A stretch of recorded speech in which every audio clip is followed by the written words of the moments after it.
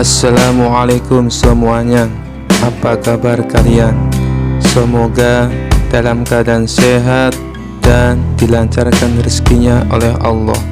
Amin ya robbal alamin. Dikisahkan di suatu pagi yang cerah di kota Baghdad yang ramai, terdengar kabar bahwa seorang ahli sejarah Kristen yang terkenal dari negeri Romawi datang berkunjung ke istana Khalifah Harun al-Rasyid. Orang itu bernama Paulus Historicus, dikenal cerdas, ahli kitab, dan sering menang dalam debat di negeri asalnya. Sang khalifah yang senang mendengar perdebatan memanggil Abu Nawas. "Abu Nawas," kata khalifah sambil tersenyum licik, "aku ingin kau adu argumen dengan ahli sejarah ini. Konon dia mampu membuat ulama-ulama kita terdiam." Abu Nawas tersenyum santai. "Baik, tuanku. Tapi siapkan juga minuman segar, supaya lidahku tidak kering ketika menjawab pertanyaannya." Lalu berkumpullah orang-orang di halaman istana. Paulus mulai bicara dengan penuh percaya diri. "Hai Abu Nawas, aku ingin bertanya padamu. Jika Muhammad adalah nabi terakhir, kenapa dalam sejarahku tak pernah kutemukan nubuat tentangnya di kitab-kitab terdahulu yang kau sebut Taurat dan Injil?" Abu Nawas tersenyum. Ia pura-pura berpikir keras sambil memegang janggutnya.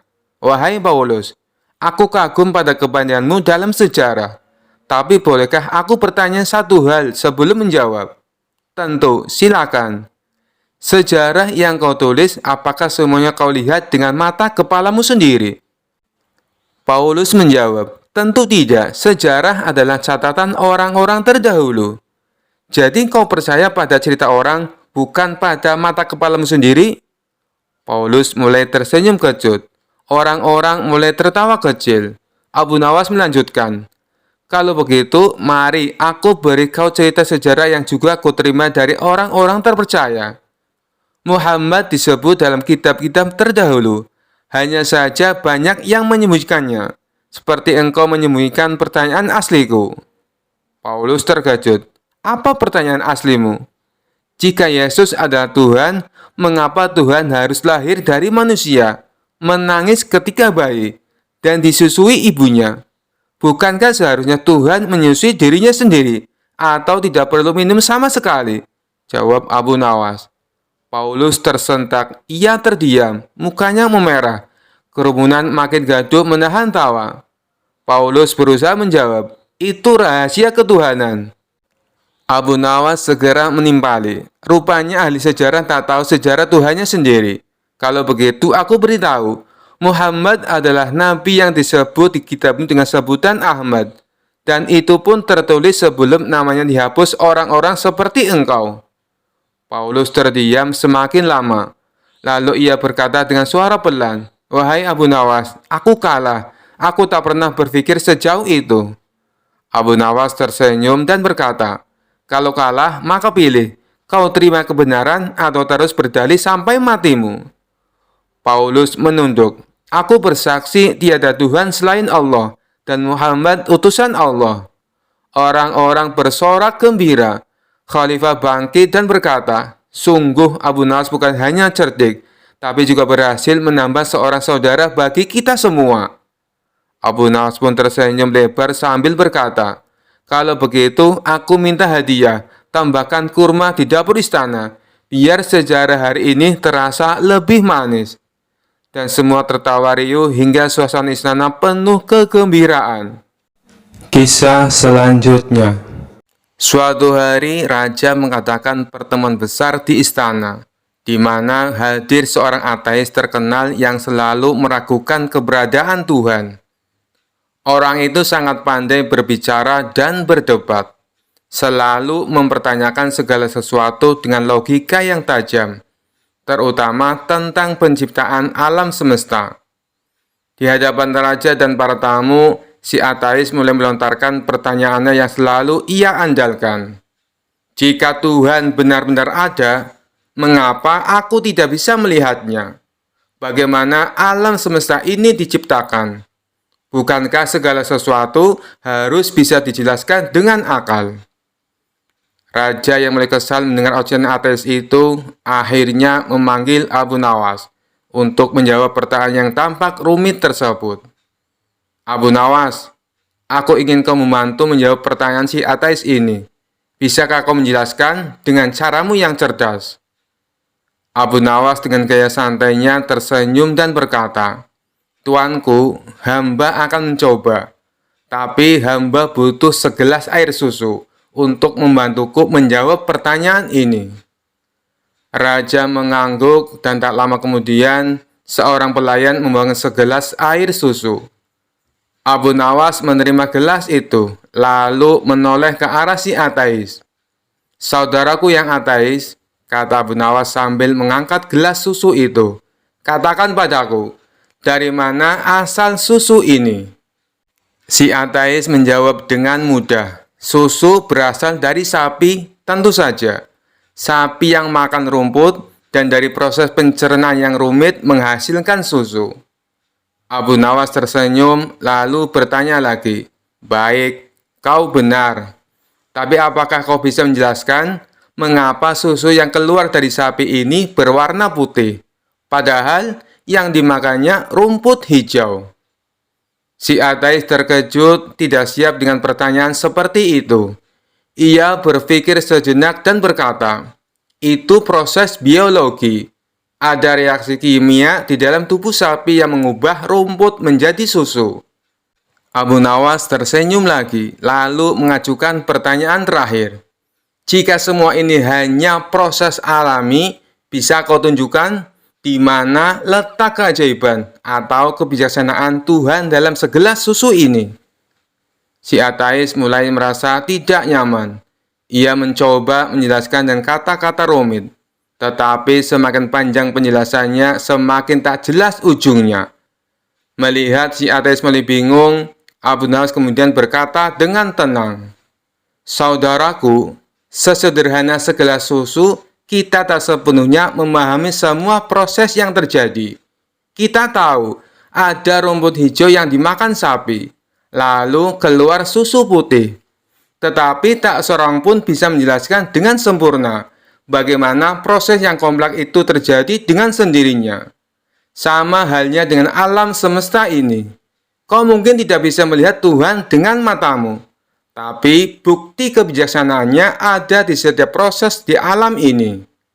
Lalu Abu Nawas meminum segelas susu itu dan menambahkan, seperti segelas susu ini, kita tahu hasilnya, tetapi tidak semua proses di baliknya bisa kita lihat atau pahami. Hanya karena kau tak bisa melihat Tuhan, bukan berarti Dia tidak ada. Kau tidak bisa melihat bagaimana rumput berubah menjadi susu, tapi hasilnya nyata dan bisa kita nikmati. Si ateis terdiam, tidak bisa memantah lagi. Ia akhirnya sadar bahwa tidak semua hal bisa dijelaskan hanya dengan logika manusia. Raja tertawa puas dan para hadirin bertepuk tangan, mengagumi kecerdasan Abu Nawas dalam menjawab pertanyaan sulit dengan cara yang sederhana namun tepat. Abu Nawas, sekali lagi kau telah membuktikan kebijaksanaanmu, kata raja sambil tersenyum. Dengan segelas susu, kau telah menunjukkan kekuasaan Tuhan yang bahkan tidak bisa dilihat oleh orang yang paling pandai sekalipun.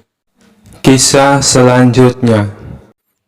Dikisahkan suatu hari di sebuah desa kecil, Abu Nawas dan Abu Jahil kebetulan bertemu di pasar. Namun kali ini mereka bukan bersaing dalam adu argumen atau lelucon, melainkan soal cinta. Ada seorang gadis cantik bernama Zainab yang membuat kedua sahabat itu tergila-gila. Abu Jahil yang selalu merasa dirinya lebih unggul berkata kepada Abu Nawas, Dengar Abu Nawas, Zainab itu pasti akan memilihku. Aku punya pakaian terbaik, uang yang banyak, dan wajah tampan. Abu Nawas tersenyum santai. Abu Jahil, kau lupa, cinta itu bukan soal pakaian atau uang. Yang penting adalah pesona alami. Dan itu adalah aku. Keduanya sepakat untuk mencoba memikat Zainab secara langsung. Abu Jahil yang lebih dulu tiba di rumah Zainab membawa sekeranjang besar buah-buahan mahal. Ia mengetuk pintu dan berkata dengan penuh percaya diri, Zainab, ini buah-buahan dari kebunku. Semua untukmu sebagai tanda cintaku. Zainab tersenyum sopan dan menerima buah itu, tapi dalam hati ia merasa biasa saja. Giliran Abu Nawas datang. Ia hanya membawa sepotong kue kecil. Saat Zainab membuka pintu, Abu Nawas berkata, "Zainab, ini kue sederhana untukmu. Aku tahu kau pasti lelah karena banyak pria datang membawakan hadiah besar. Jadi, aku hanya ingin membantumu merasa ringan." Zainab tertawa kecil mendengar kejujuran Abu Nawas dan menerima kue itu dengan senang hati. Namun Zainab masih bingung siapa yang harus dipilih. Akhirnya ia memberikan tantangan kepada keduanya. "Jika kalian berdua benar-benar ingin memperebutkanku, aku ingin melihat siapa yang paling mampu bekerja keras. Besok pagi, datanglah ke ladangku dan bantu aku mencangkul." Abu Jahil langsung merasa tertekan. Ia terkenal malas dan hanya pandai bicara. Sementara itu, Abu Nawas terlihat percaya diri. Keesokan harinya, keduanya tiba di ladang. Abu Jahil yang ingin terlihat hebat mulai mencangkul dengan penuh semangat, tetapi hanya bertahan 5 menit sebelum ia kelelahan. Sementara itu, Abu Nawas duduk di bawah pohon sambil berpikir, "Zainab, aku tahu mencangkul itu penting. Tapi bukankah lebih baik aku membantu dengan cara yang lain?" Zainab penasaran. "Apa maksudmu, Abu Nawas?" Abu Nawas mengambil suling kecil dari kantongnya dan mulai memainkan musik yang merdu. Ternyata suara suling itu membuat beberapa petani yang lewat tertarik untuk membantu mencangkul ladang Zainab. Dalam waktu singkat, seluruh ladang selesai dicangkul. Zainab tersenyum lebar melihat hasilnya. Ia berkata kepada Abu Jahil, "Kau bekerja keras, tapi sayangnya kau cepat lelah." Kemudian ia menatap Abu Nawas. "Kau tidak hanya membantu dengan caramu sendiri, tapi juga mengajak orang lain untuk membantuku. Aku rasa aku sudah tahu siapa yang pantas menjadi pendampingku." Abu Jahil hanya bisa menghela nafas panjang. "Abu Nawas, kau memang licik, tapi aku harus mengakuinya, kau lebih pintar dariku." Abu Nawas tersenyum penuh kemenangan. Tetapi sebelum ia sempat membalas, Abu Jahil menambahkan, "Tapi jangan lupa, kau harus mentraktirku makan besar setelah ini. Aku bekerja keras demi ladang Zainab." Semua tertawa, termasuk Zainab, yang akhirnya memilih Abu Nawas sebagai pemenang. Kisah selanjutnya. Suatu hari, Abu Nawas memutuskan untuk bersedekah. Ia membawa sekantong uang ke masjid dan mendonasikannya untuk membantu kaum miskin. Namun karena uang Abu Nawas sangat terbatas, ia terpaksa mencampurkan beberapa keping uang palsu di antara uang sedekahnya. Tak lama kemudian, salah satu penjaga masjid menemukan kepingan uang yang tampak mencurigakan. "Ini uang palsu," serunya dengan kaget. Kabar uang palsu di sedekah Abu Nawas pun sampai ke telinga Baginda Raja, yang langsung memanggil Abu Nawas untuk dimintai keterangan. Raja menatap Abu Nawas dengan tajam. "Abu Nawas, apakah benar kau bersedekah dengan uang palsu? Apa maksudmu?" Abu Nawas dengan tenang tersenyum dan berkata, "Ampun Baginda, bukankah sedekah itu untuk membantu orang lain? Yang penting niat saya ikhlas Baginda. Uangnya kan tak tahu dia asli atau palsu. Yang penting niat saya sudah baik." Raja tak terima dengan jawaban ini dan berkata, "Abu Nawas, ikhlas saja tidak cukup. Uang palsu itu tidak bisa digunakan." Namun Abu Nawas tetap tenang dan menjawab, "Baginda, saya hanya mengikuti nasihat lama. Jika memberi sedekah, jangan sampai tangan kiri tahu apa yang dilakukan oleh tangan kanan. Nah, saya pun tidak tahu kalau ada uang palsu di sana." Para hadirin yang mendengarkan perdebatan mereka pun mulai tersenyum-senyum, tertawa melihat kecerdikan Abu Nawas yang selalu punya jawaban untuk segala hal. Raja hanya bisa geleng-geleng kepala sambil menahan tawa. "Abu Nawas, kau memang selalu punya cara untuk berkilah. Tapi lain kali, pastikan tangan kanan dan kirimu sepakat untuk hanya bersedekah dengan uang asli." Abu Nawas pun tertawa kecil dan mengangguk, lalu dengan riang meninggalkan istana sambil berkata dalam hati, "Setidaknya sedekahku jadi cerita lucu untuk semua orang hari ini." Kisah selanjutnya. Pada suatu pagi, Raja Harun al-Rasyid sedang bosan. Untuk menghibur dirinya, ia memanggil Abu Nawas ke istana. Abu Nawas, kau selalu punya cara untuk membuatku terhibur. Kali ini aku ingin melakukan sesuatu yang berbeda. Bagaimana kalau kau menjadi raja selama sehari? Abu Nawas terkejut sekaligus curiga. Menjadi raja, Baginda? Hanya sehari? Raja tersenyum licik. Ya, hanya sehari. Tapi ingat, selama kau menjadi raja, kau harus menjalankan tugas dan menghadapi semua masalah kerajaan. Apakah kau berani? Abu Nawas berpikir sejenak, lalu tersenyum. Tentu saja, Baginda. Ini akan menjadi pengalaman yang menarik. Esok harinya, Abu Nawas resmi menjadi raja sehari. Ia duduk di singgasana menggunakan jubah kebesaran raja, lengkap dengan mahkota. Para pejabat istana pun menyambutnya dengan formalitas yang megah. Tak lama datanglah seorang rakyat mengadu. Wahai Raja Abu Nawas, tetangga saya mencuri kambing, mohon keadilan, kata si pengadu. Abu Nawas mengangguk dengan bijak. Tenang, aku akan mengadili masalah ini. Ia memanggil tetangga yang dituduh mencuri. Setelah mendengar kedua pihak berbicara, Abu Nawas berkata, baiklah, kambing ini akan kubawa pulang dulu untuk dipelajari lebih lanjut sifatnya. Jika kambing itu lebih menyukai salah satu dari kalian, berarti dia pemiliknya. Semua orang bingung, tapi Abu Nawas segera membawa kambing itu pulang dan menyimpannya di dapur istana. Lalu datang seorang menteri dengan wajah marah. Wahai Raja Abu Nawas, rakyat di daerahku menolak membayar pajak. Apa yang harus kulakukan? Abu Nawas berpikir sebentar, kemudian berkata, mudah saja, naikkan pajak mereka 2 kali lipat. Si menteri terkejut. Apa? Bukankah itu akan membuat mereka semakin marah? Abu Nawas menjawab, kalau begitu, mereka akan datang langsung ke istana untuk mengadu. Nanti aku sendiri yang akan menyelesaikannya. Jadi kau tak perlu repot-repot lagi. Menteri itu pulang dengan bingung, sementara Abu Nawas tertawa dalam hati.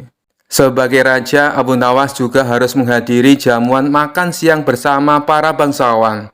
Namun, ia memanfaatkan kesempatan ini untuk memakan semua hidangan yang enak, yang biasanya hanya dinikmati oleh raja. Ketika para bangsawan bertanya tentang kebijakan pemerintah, Abu Nawas hanya menjawab, makan dulu, urusan kebijakan belakangan. Para bangsawan hanya bisa mengangguk, meskipun mereka merasa heran dengan gaya kepemimpinan Abu Nawas. Menjelang malam, Raja Harun al-Rasyid kembali ke istana untuk melihat bagaimana Abu Nawas menjalankan tugasnya. Abu Nawas, bagaimana rasanya menjadi raja sehari? Tanya raja sambil tersenyum. Abu Nawas dengan wajah serius menjawab, Baginda, menjadi raja itu sungguh melelahkan. Saya harus memakan hidangan mewah, menyelesaikan masalah pelik, dan bahkan membawa pulang kambing rakyat. Sungguh berat tugas ini. Raja tertawa terbahak-bahak. Kau memang pandai bersiasat, Abu Nawas. Tapi ingat, kau harus mengembalikan kambing itu. Abu Nawas tersenyum licik. Tentu saja, Baginda. Tapi izinkan saya menikmatinya semalam saja, agar saya benar-benar merasa seperti raja sejati. Semua orang di istana pun tertawa, sementara Abu Nawas pulang dengan membawa kambing titipan yang lezat untuk jamuan di rumahnya.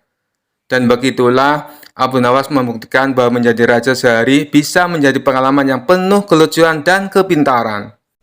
Kisah selanjutnya. Suatu ketika Abu Jahal yang merupakan tetangga dekat Abu Nawas sedang mempersiapkan pesta besar di rumahnya.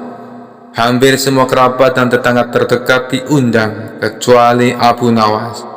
Meski demikian, Abu Nawas tidak menaruh rasa benci kepada Abu Jahal, sebab ia tahu persis wataknya. Mengenai pesta yang akan Abu Jahal adakan tanpa mengundang Abu Nawas, sebenarnya hanya bertujuan ingin membalas dendam. Pasalnya selama ini usaha Abu Jahal untuk mengerjai Abu Nawas selalu gagal. Dan menurutnya, kali ini dengan rencana membuat pesta besar di rumah, bisa dengan puas meledak Abu Nawas. Pesta yang akan diselenggarakannya terbilang tidak main-main. Abu Jahal bahkan mengundang koki ternama dari negeri seberang. Ia rela membayar upah cukup mahal supaya bersedia memasak di rumahnya. Tentu saja karena yang memasak adalah koki ternama, cita rasa masakan yang dibuatnya pastilah lezat dan menggugah selera. Kala itu Abu Nawas yang sedang duduk di depan rumah tanpa sengaja mencium aroma masakan yang begitu lezat. Betapa nikmatnya aroma masakan ini, apalagi kalau sampai memakannya, gumam Abu Nawas. Ia pun penasaran dari mana asal aroma masakan itu. Abu Nawas lalu berjalan menelusuri mencari asal bau masakan yang lezat tersebut. Dan ternyata berasal dari rumah Abu Jahal yang sedang mempersiapkan pesta. Melihat kehadiran Abu Nawas di rumahnya, terbesit di benak Abu Jahal untuk meledeknya. Tapi ternyata itu tidak jadi dilakukan, sebab Abu Jahal mendapatkan ide yang lebih konyol. "Abu Nawas, ngapain kamu di situ?" teriak Abu Jahal. Abu Nawas yang sedang asik menghirup aroma masakan langsung kaget mendengar teriakan Abu Jahal. "Tidak ngapa-ngapain Abu Jahal," sahutnya. "Kamu jangan bohong Abu Nawas. Kurang ajar, kamu pasti sedang mencuri bau masakanku," timpal Abu Jahal. Namun Abu Nawas tidak menghiraukan Abu Jahal. Ia memilih balik ke rumah. Tapi ketika baru saja melangkah, Abu Jahal langsung menghalanginya. "Tunggu, kamu tidak boleh pergi seenaknya. Kamu harus membayar bau masakan yang kamu curi," bentak Abu Jahal. Perkataan Abu Jahal ini sempat membuat Abu Nawas heran dan terkejut. "Apa? Bayar? Hanya mencium bau masakan disuruh bayar?" tanya Abu Nawas tidak percaya. "Benar, karena masakanku ini dibuat oleh koki profesional dengan bayaran mahal," jawab Abu Jahal sombong. Dikarenakan tidak ada yang mau mengalah, pertengkaran kedua orang ini mengundang perhatian warga setempat. Para warga pun langsung mengerumuni mereka berdua dengan tujuan melerai. Sudah, begini saja, daripada kalian ribut di sini, lebih baik masalah ini kalian bawa ke pengadilan. Biar Tuan Hakim yang menentukan siapa yang benar dan siapa yang salah," saran dari salah seorang warga. "Baik, saya tidak takut. Ayo kita ke rumah Tuan Hakim," tantang Abu Jahal. Maka keduanya pun diantar warga pergi menuju rumah Tuan Hakim. "Ada masalah apa ini?" tanya Tuan Hakim. Abu Nawas lalu menceritakan secara detail kronologi masalah yang dialami. "Masa sih hanya mencium bau masakan disuruh bayar Tuan Hakim? Ini kan aneh," kata Abu Nawas heran. Abu Jahal tidak mau kalah berargumen. "Tuan Hakim, bila seseorang mengambil sesuatu milik orang lain sedangkan orang lain itu tidak ikhlas, bukankah itu namanya mencuri?" tanya Abu Jahal. "Benar, orang tersebut bersalah dan bisa dituntut hukuman," jawab Tuan Hakim. "Nah, begitu juga dengan hamba Tuan Hakim. Di rumah hamba sedang memasak makanan lezat, dan Abu Nawas ini telah menghirup aroma masakan yang berasal dari rumah hamba, sedangkan hamba tidak ikhlas Tuan Hakim. Bukankah itu termasuk perbuatan mencuri?" tanya Abu Jahal lagi. "Oleh karena itu hamba menuntut supaya Abu Nawas membayarnya," kata Abu Jahal melanjutkan. Ada benarnya ucapan Abu Jahal, tapi masa iya hanya gara-gara mencium masakan harus disuruh bayar, pikir Tuan Hakim. Sementara Abu Nawas melihat gelagat Tuan Hakim yang tampak kebingungan menangani masalah ini. Abu Nawas tahu kalau Tuan Hakim adalah orang yang bijak, tapi karena pintarnya Abu Jahal dalam mengolah kata, membuat Tuan Hakim jadi kebingungan. "Begini saja Tuan Hakim, hamba mengaku bersalah dan hamba bersedia membayar," ujar Abu Nawas. "Tapi Abu Nawas, apa kamu yakin?" tanya Tuan Hakim merasa tidak tega. "Ya Tuan Hakim, hamba tidak keberatan," jawab Abu Nawas. "Baiklah, Abu Jahal, berapa Abu Nawas harus membayarmu?" Tanya Tuan Hakim. 100 dinar, Tuan Hakim, jawab Abu Jahal. 100 dinar? Yang benar saja kamu, tanya Tuan Hakim terkejut. Hamba serius, Tuan Hakim. Masakan yang bawanya dicium Abu Nawas itu hidangan yang mahal. Belum lagi koki yang masak sengaja didatangkan dari negeri seberang. Bayarannya sangat mahal. Jadi wajar kalau hamba menuntut ganti rugi 100 dinar, balas Abu Jahal. Bagaimana Abu Nawas? Apakah kamu bersedia? Tanya Tuan Hakim kepada Abu Nawas. Dengan tersenyum Abu Nawas menjawab, hamba bersedia Tuan Hakim, tapi hamba minta izin pulang ke rumah untuk mengambil uang 100 dinar, pinta Abu Nawas. Abu Nawas lalu dipersilakan pulang untuk mengambil uangnya. Enak kau Abu Nawas, kali ini aku berhasil mengerjaimu, dan aku juga mendapatkan uang 100 dinar, kata Abu Jahal dalam hati penuh kegirangan. Tidak berapa lama kemudian Abu Nawas kembali dengan membawa uang 100 dinar. Tuan Hakim, kantong yang hamba bawa ini isinya koin emas berisi 100 dinar. Tapi sebelumnya hamba ingin memperlihatkan kepada Tuan Hakim supaya benar-benar percaya kalau uang di dalam kantong ini berjumlah 100 dinar, tutur Abu Nawas. Abu Nawas lalu memberikan kantongnya kepada Tuan Hakim dan disuruh menghitung jumlahnya. Setelah selesai menghitung, Tuan Hakim pun mengembalikan kepada Abu Nawas. Benar Abu Nawas, uangnya berjumlah 100 dinar, ucap Tuan Hakim. Kemudian Abu Nawas menggoyang-goyangkan kantong tersebut hingga terdengar suara gemerincing kepingan uang yang berasal dari kantong miliknya. Hai Abu Jahal, apakah kau mendengar suara kepingan uang ini? Tanya Abu Nawas. Ya, aku mendengarnya. Sini, berikan uangnya kepadaku, pinta Abu Jahal tidak sabar. Bukannya barusan aku sudah memberimu, kenapa malah minta uang ini?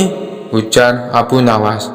Mana, sepeser pun aku belum menerimanya, protes Abu Jahal. Agar keributan tidak terjadi lagi, Tuan Hakim lalu menengahi. Maksudnya bagaimana Abu Nawas? Aku tidak mengerti, tanya Tuan Hakim. Begini Tuan Hakim, yang hamba curikan bau masakan, bukan masakannya. Jadi hamba membayarnya pakai suara duitnya saja, bukan duitnya, kata Abu Nawas menjelaskan.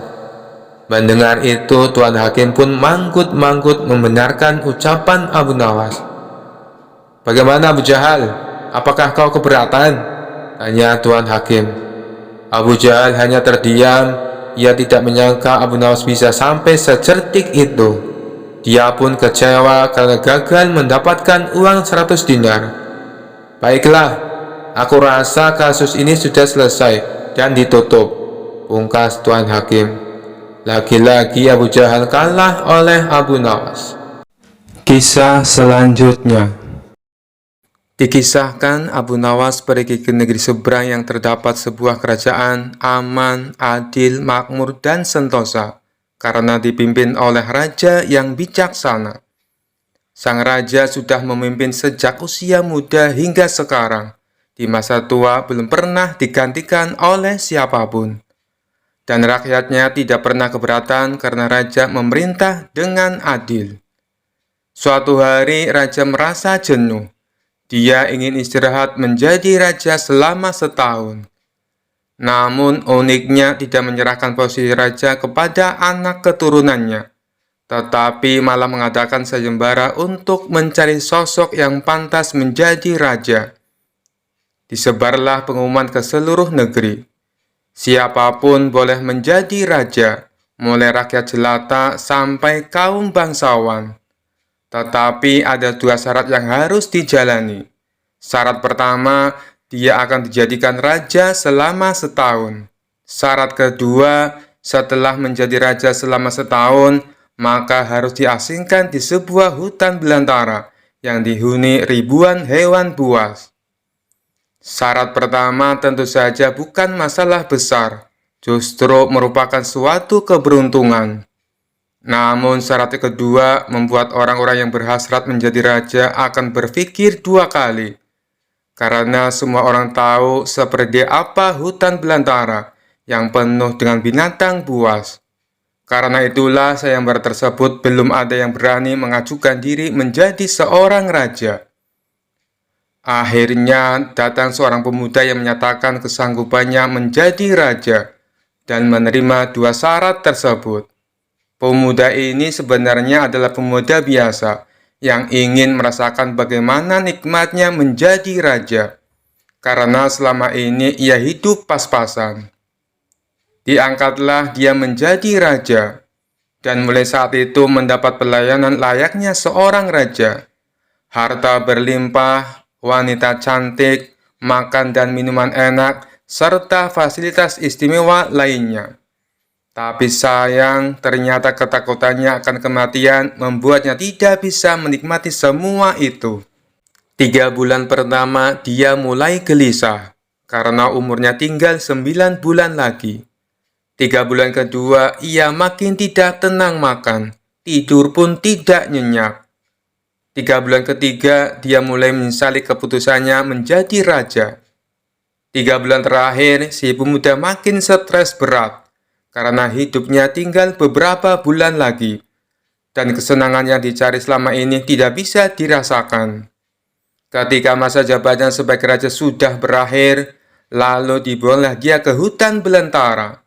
Tidak butuh waktu lama, terdengar kabar ke seluruh negeri jika pemuda itu tewas dimakan binatang buas. Adanya peristiwa tersebut membuat orang-orang kian enggan melamar menjadi raja. Tapi ternyata masih saja ada pemuda lain yang ingin melamar menjadi raja.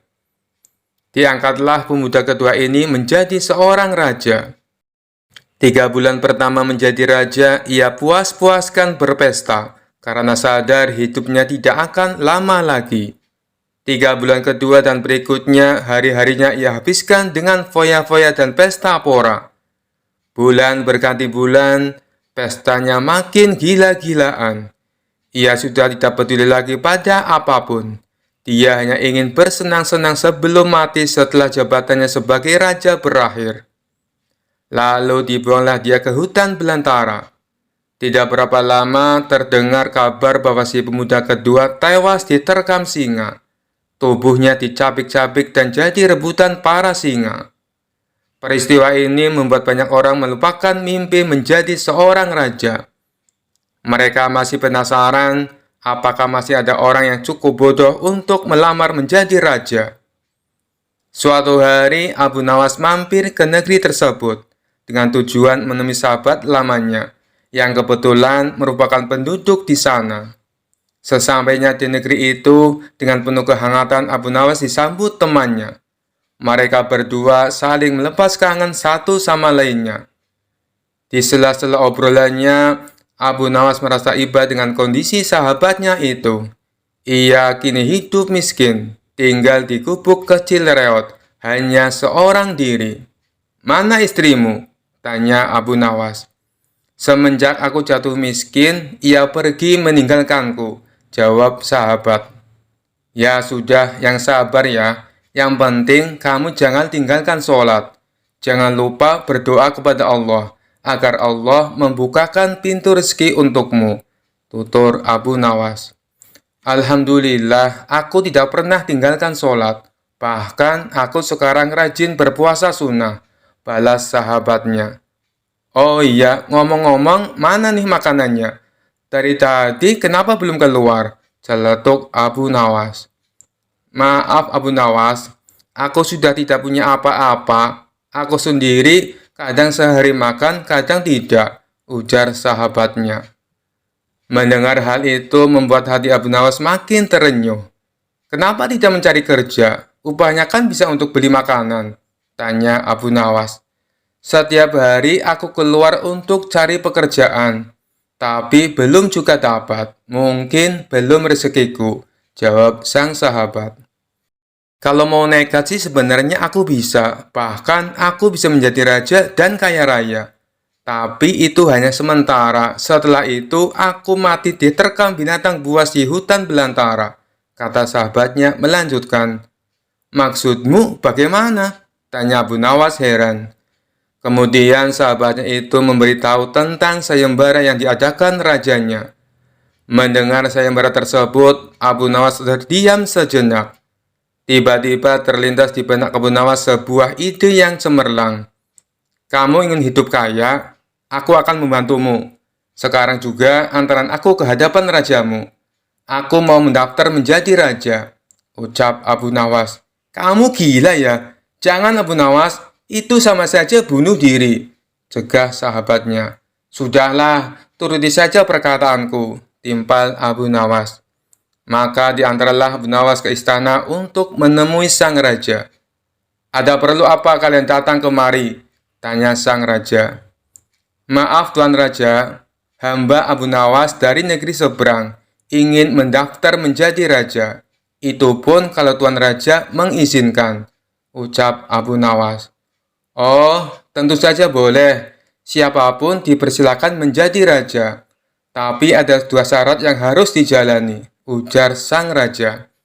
Hamba siap Paduka Yang Mulia, tapi hamba minta satu permintaan. Izinkan sahabat hamba ini menjadi pengawal pribadi hamba, kata Abu Nawas sambil menunjuk sahabatnya yang berdiri di sampingnya. Oh, silakan saja. Saat menjadi raja selama setahun, kau berhak atas segala sesuatunya, termasuk mengatur semua prajurit kerajaan beserta para menteri. Tapi ketika masamu menjadi raja berakhir, sahabatmu juga harus ikut kau dibuang ke hutan belantara, timpal sang raja. Sahabat Abu Nawas ini pun kaget dan sempat menolak dijadikan pengawal pribadinya. Namun akhirnya Abu Nawas berhasil membujuknya.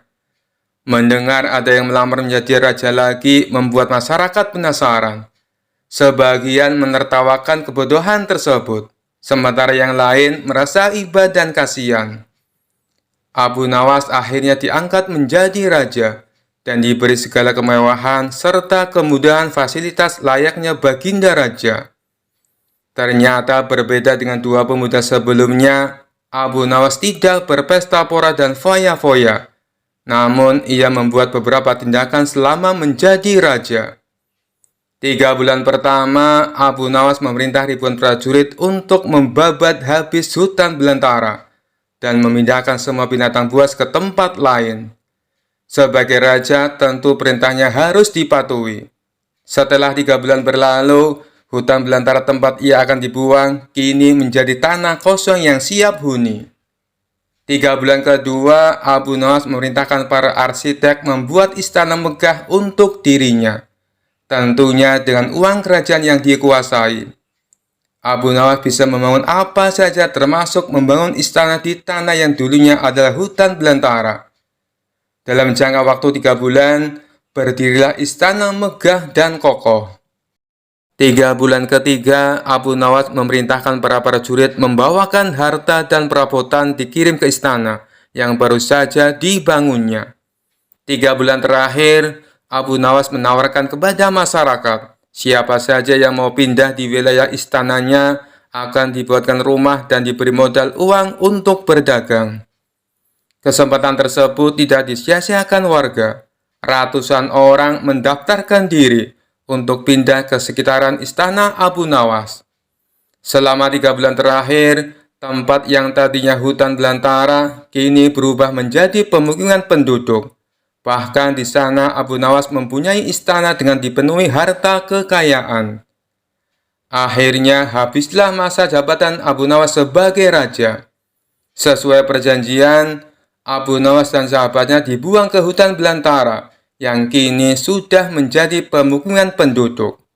Sesampainya di sana, Abu Nawas dan sahabatnya memasuki istana barunya. Ini semua untukmu. Kau sekarang sudah menjadi orang kaya raya. Tapi jangan lupa bersedekah, utur Abu Nawas. Sahabatnya itu terkejut bukan main. Ia langsung merangkul Abu Nawas dan mengucapkan terima kasih. Akhirnya Abu Nawas pun pamit pulang kembali ke negerinya. Kisah selanjutnya. Dikisahkan pada suatu hari, Raja Harun al-Rasyid mendapat laporan aneh dari penduduk desa di pinggir sungai. Mereka mengaku ketakutan karena seekor buaya putih raksasa muncul di setiap malam di sungai, bahkan disebut-sebut sebagai ratu para buaya. Penduduk takut buaya itu akan memangsa mereka. Raja pun mengumumkan sayembara. Barang siapa yang berhasil mengusir ratu buaya putih dari sungai akan diberi hadiah emas dan gelar kehormatan. Banyak orang kuat mencoba, tapi semuanya gagal karena buaya itu sangat besar dan buas.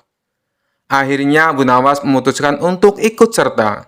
Ia berkata kepada raja, "Baginda, izinkan hamba mencoba, tapi dengan satu syarat, hamba tidak akan menggunakan kekuatan, tapi hanya akal."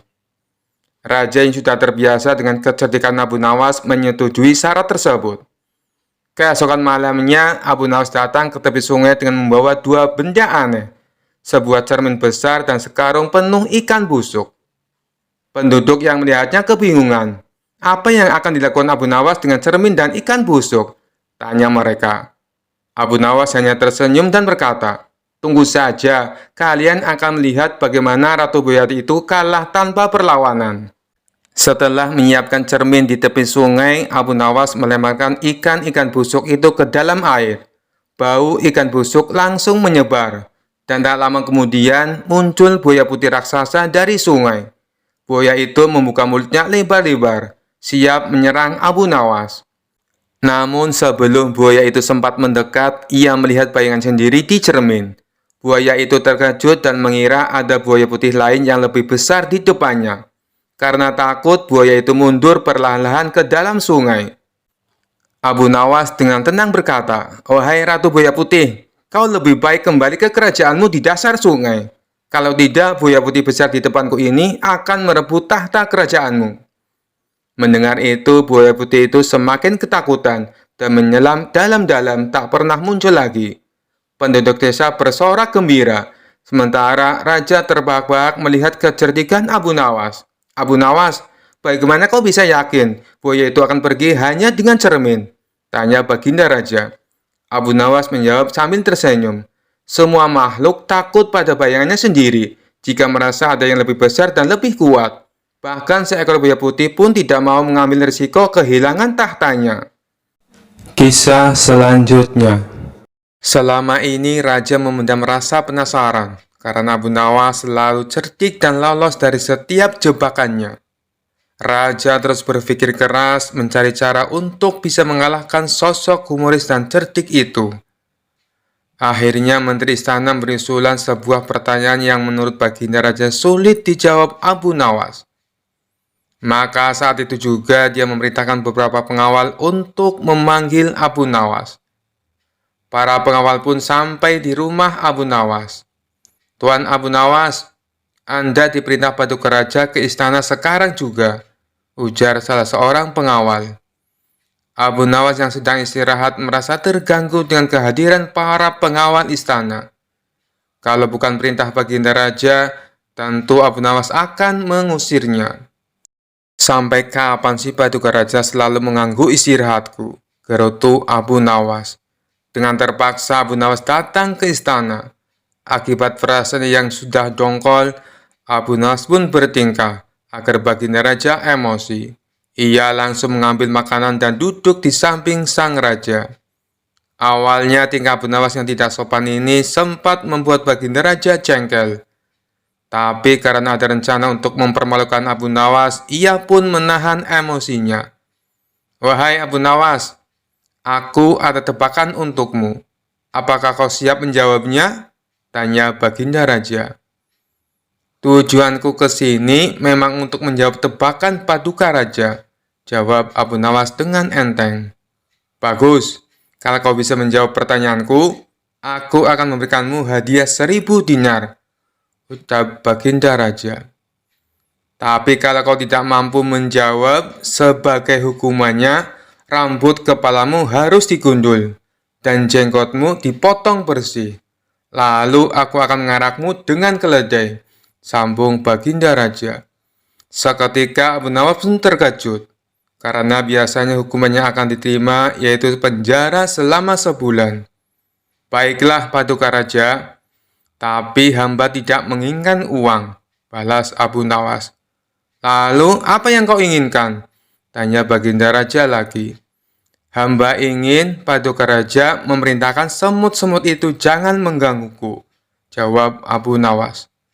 Baginda raja pun kaget dengan permintaan Abu Nawas. Sejenak dia berpikir bahwa semut-semut itu bukan rakyatnya, maka tidak akan mungkin terjadi. Bukankah baginda seorang raja? Akan hebat seorang raja bila dapat memerintah semut, celetuk Abu Nawas. Rupanya Abu Nawas mengetahui apa yang dipikirkan oleh paduka raja. Bagaimana paduka? Apakah paduka bersedia? Terang Abu Nawas. Rasa takut pun menghampiri baginda raja. Ia takut Abu Nawas dapat menjawab tebakannya. Tetapi dirinya malu apabila tidak dapat memenuhi permintaan Abu Nawas. Abu Nawas berpikir baginda raja takut malu. Akhirnya bersedia menjawab pertanyaan dari paduka raja tanpa sebuah syarat apapun. Mendengar hal itu, baginda raja merasa tenang dan lega. Ia pun langsung mengajukan pertanyaan tebakan kepada Abu Nawas. Pohon apa yang berumur 1 tahun, memiliki 12 cabang, setiap cabangnya terdiri dari 30 daun, dan daun-daun tersebut sebagian menghadap ke arah cahaya, serta bagiannya lagi menghadap ke arah gelap, ujar baginda raja. Namanya saja Abu Nawas, pertanyaan sesulit apapun pasti akan dijawabnya. Pohon itu mewakili tahun, karena ada 12 bulan dalam 1 tahun, dan 30 hari dalam 1 bulan, di mana 30 hari tersebut terbagi menjadi siang dan malam, jawab Abu Nawas. Baginda raja pun terkejut saat Abu Nawas menjawab tanpa berpikir lama. Namun ia tenang karena sebelumnya syarat yang diajukan oleh Abu Nawas sudah dicabut. Tapi rasanya tidak adil Abu Nawas. Kalau aku tidak memberikanmu hadiah, katakan Abu Nawas, apa yang kau inginkan? Kata baginda raja. Baiklah, hamba minta 500 dinar, dan selama 1 bulan, paduka raja tidak boleh mengganggu hamba, jawab Abu Nawas. Kisah selanjutnya. Dikisahkan ada seorang bernama Ilham Alimuddin. Dia dulunya merupakan jenderal perang yang sangat terkenal. Ahli siasat perang, jago negosiasi, dan juga kaya raya. Tapi karir berperangnya terhenti setelah mengalami kelumpuhan saat memimpin perang melawan Bizantium. Tidak berselang lama, anak istrinya juga ikut terbunuh. Ia pun akhirnya memilih untuk pensiun menjadi tentara. Sang jenderal ini hidup sendirian dengan kekayaannya yang berlimpah. Meskipun sudah tua dan menderita kelumpuhan, naluri menantang orang masih melekat dalam diri sang jenderal. Tapi kali ini bukan menantang adu kekuatan fisik, melainkan adu kekuatan pikiran. Tampaknya ia bukan hanya ingin dikenal sebagai jenderal perang, tetapi ia juga ingin dikenal sebagai tokoh paling cerdik dan pandai di kota Baghdad. Untuk itulah, dia tak segan-segan memberikan banyak hadiah bagi siapa saja yang bisa menjawab teka-tekinya. Sampai hari ini, sudah 100 orang yang lebih yang dia tantang. Namun tak satu pun dari mereka yang berhasil mengalahkannya. Total pertanyaan yang diajukan jenderal ada 3. Tapi yang unik dari permainan ini, apabila berhasil menjawab soal pertama dan kedua, tetapi gagal menjawab pertanyaan yang ketiga, maka semua hadiahnya menjadi gugur. Hal inilah yang membuat orang-orang kesal dengan sang jenderal. Aku kesal dengan sang jenderal yang lumpuh itu, kata seseorang kepada kawannya. Pertanyaan pertama dan kedua berhasil aku jawab dengan benar. Tapi pas pertanyaan ketiga, dia tanya, siapakah malaikat yang menyiksa manusia?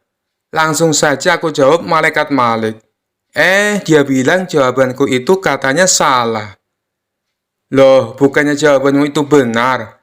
Tanya kawannya heran. Kamu juga salah. Aku kira kamu pintar. Yang benar itu malaikat Zabaniyah. Malaikat-malaikat hanya penjaga neraka.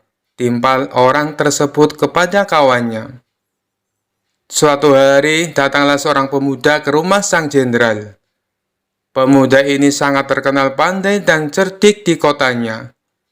Ia menerima tantangan sang jenderal untuk menjawab teka-tekinya. Namun seperti tamu-tamu yang lainnya, pemuda itu gagal mengalahkan sang jenderal. Karena kesal dan kecewa, pemuda itu pun berkata, "Wahai jenderal, apakah Tuan berani menantang Abu Nawas?" "Wah, ide bagus itu. Sampaikan kepada Abu Nawas, saya menantang dia." Maka pergilah pemuda itu ke rumah Abu Nawas dan menyampaikan tantangan debat dari sang jenderal. Sementara sang jenderal menyiapkan materi yang lain dari biasanya. Bisa dibilang kali ini teka-tekinya sangat sulit dipecahkan. Itu karena mengingat reputasi Abu Nawas adalah pujangga yang cerdik dan mempunyai 1001 akal. Oleh karenanya, sang jenderal sangat berhati-hati dan tidak sembarangan dalam membuat pertanyaan. Esok harinya, datanglah Abu Nawas ke rumah sang jenderal. "Silakan masuk Abu Nawas," sambut sang jenderal kepada Abu Nawas. Ternyata sang jenderal telah menyiapkan hidangan untuk tamu istimewanya itu. Setelah selesai makan dan minum, sang jenderal tanpa basa-basi mengutarakan niatnya. "Begini Abu Nawas, saya ada 3 pertanyaan untuk kamu. Kalau kamu bisa menjawabnya, dan ini khusus untuk kamu, hadiahnya akan saya tambah 2 kali lipat. Bukan 100.000 dirham, tetapi 200.000 dirham. Abu Nawas langsung terperanjat dengan hadiah yang ditawarkan oleh sang jenderal. "Namun ada syaratnya Abu Nawas. Kalau kamu tidak bisa menjawab semua pertanyaanku, sebagai hukumannya kamu harus berpidato di depan umum. Kalau aku adalah orang yang paling pintar di kota Baghdad," ucap sang jenderal kepada Abu Nawas. Tanpa menunggu lama, Abu Nawas langsung mengiyakan tawaran sang jenderal. "Baiklah Abu Nawas, sekarang kita mulai saja," sahut sang jenderal. "Tapi sebelumnya tutup matamu dengan kain ini, dan engkau harus menggendongku karena aku akan mengajakmu ke suatu tempat." Maka dengan mata tertutup kain, Abu Nawas menggendong sang jenderal. Kemudian, sang jenderal mengajak Abu Nawas ke tempat peternakan unta miliknya, di mana tempat itu tidak pernah dimasuki oleh orang lain. "Berhenti Abu Nawas," kata sang jenderal. "Pertanyaan pertama, katakan apa yang ada di hadapanmu," tanya sang jenderal. "Ini gila, mana mungkin saya tahu dengan keadaan mata tertutup," pikir Abu Nawas. Tapi dengan cekatan, Abu Nawas langsung menjawab, "Di depan saya ada peternakan unta, Tuan Jenderal." Sang jenderal pun kaget. Bagaimana mungkin Abu Nawas bisa tahu? Padahal peternakan untanya tidak pernah dimasuki oleh orang lain. Mereka pun lalu melanjutkan perjalanan. Sang jenderal tetap digendong oleh Abu Nawas. 1 jam kemudian, sang jenderal berkata, "Berhenti Abu Nawas. Sekarang katakan padaku, apa yang ada di hadapanmu?" Sejenak Abu Nawas berpikir. Ia pun lalu menjawabnya, "Di depan saya ada sungai. Di sekitarnya ada pohon tin dan pohon zaitun," jawab Abu Nawas. Sang jenderal kembali dibuatnya kaget. Bagaimana mungkin Abu Nawas bisa menjawabnya dengan tepat? Dia pasti mempunyai ilmu sihir, pikir sang jenderal. "2 pertanyaan sudah kamu jawab dengan benar," ujar sang jenderal. "Mari kita lanjutkan perjalanan untuk pertanyaan terakhir," ajak sang jenderal. Sang jenderal kemudian menuntun Abu Nawas melewati gurun, hingga sampailah mereka berdua ke tempat pelacuran yang terletak di tengah-tengah padang pasir. "Berhenti Abu Nawas.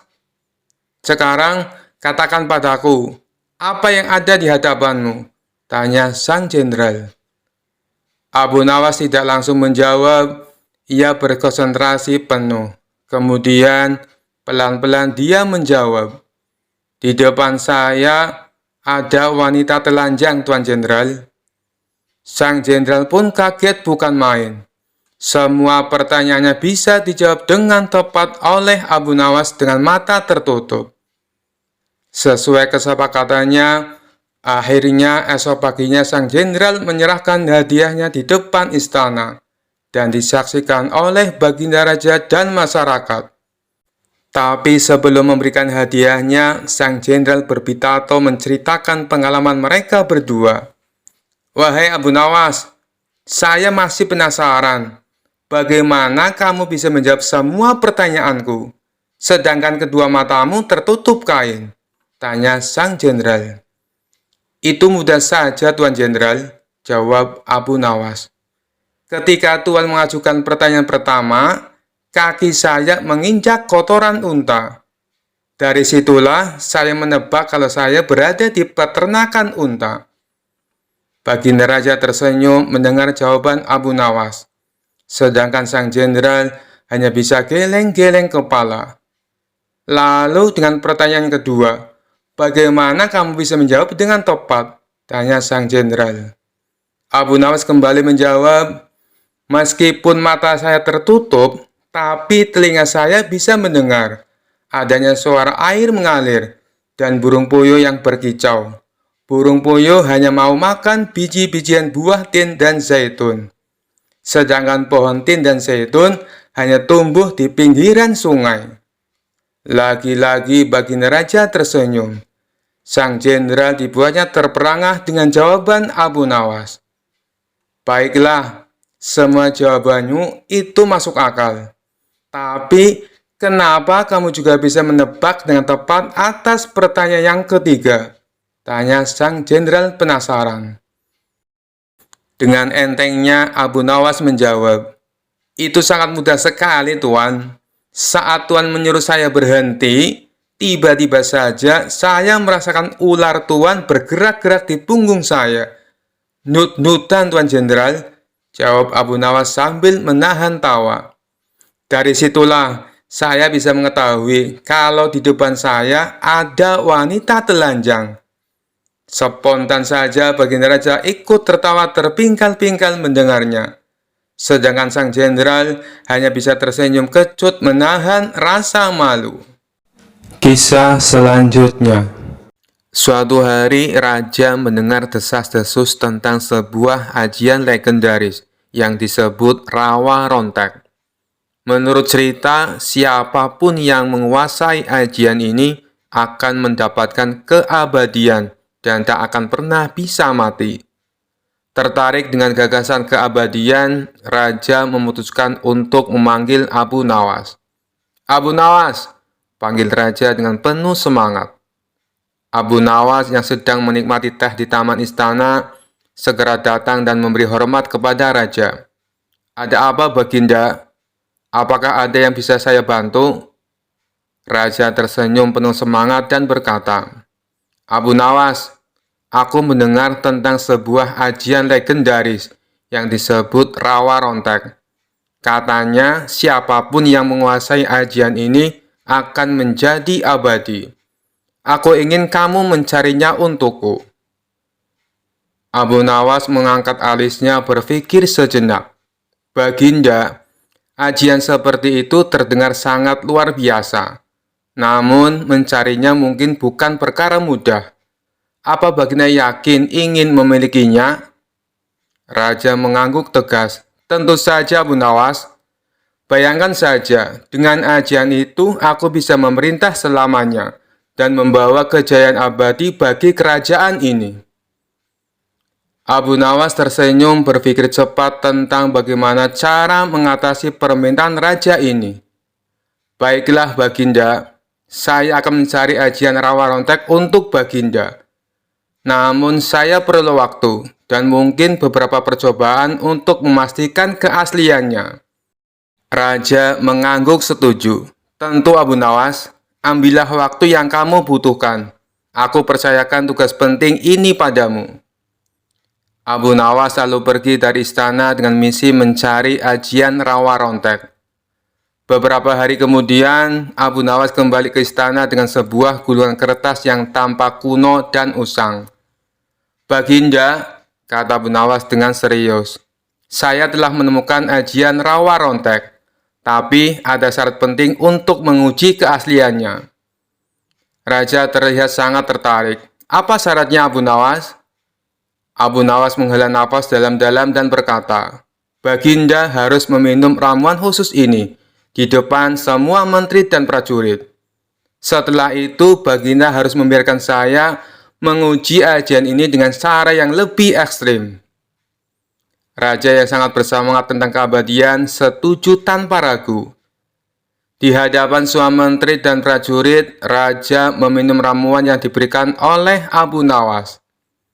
Setelah beberapa saat, Abu Nawas mendekati Raja dengan pisau tumpul yang ia bawa. Baginda, untuk menguji keabadian Baginda, saya akan mencoba memotong sehelai rambut Baginda, kata Abu Nawas dengan wajah serius. Raja yang merasa sedikit gugup tetapi yakin mengangguk. Abu Nawas mulai mencoba memotong rambut Baginda Raja dengan pisau tumpul itu. Pisau itu tidak mampu memotong rambut Raja sama sekali, karena tumpulnya pisau tersebut. Baginda, ajian ini benar-benar bekerja, seru Abu Nawas dengan penuh semangat. Semua orang di sana tertawa terbahak-bahak melihat pisau tumpul yang digunakan oleh Abu Nawas. Raja pun akhirnya ikut tertawa, menyadari lelucon cerdik dari Abu Nawas. Abu Nawas, kamu benar-benar cerdik dan lucu, kata Raja sambil tertawa. Aku mengerti maksudmu. Mungkin keabadian bukanlah sesuatu yang bisa kita cari dengan cara yang mudah. Terima kasih telah mengajarkan aku dengan cara yang menghibur. Sekian dulu perjumpaan kita kali ini. Sampai bertemu lagi di kisah-kisah selanjutnya. Terima kasih yang sudah subscribe dan setia menonton channel ini. Wassalamualaikum warahmatullahi wabarakatuh.